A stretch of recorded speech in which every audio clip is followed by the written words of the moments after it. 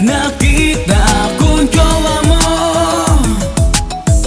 kasama ang kanyang querida.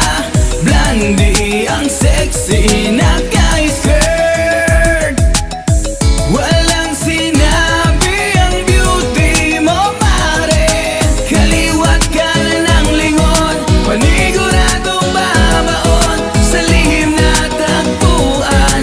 Lais-lais kinita, walang konsensya, basta mairaos lang. Talo-talo, pwede na to, nasayang na buhay.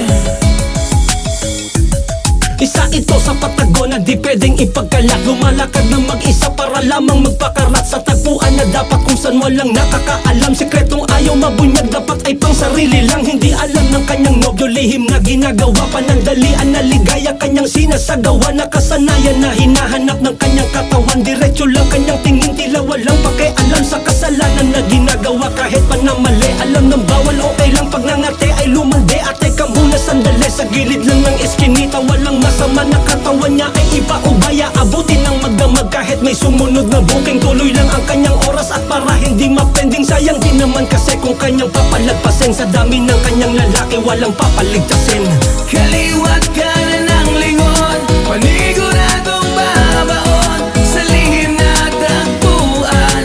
Lais-lais kinita, walang konsensya, basta mairaos lang. Talo-talo, pwede na to, nasayang na buhay.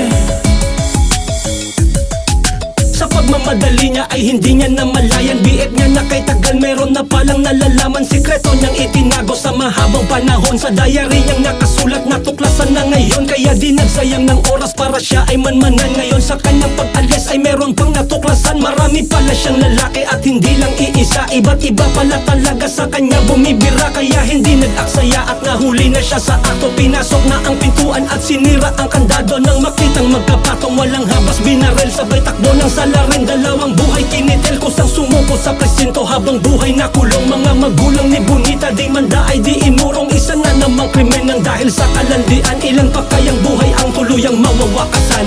Kaliwat ka na ng lingon,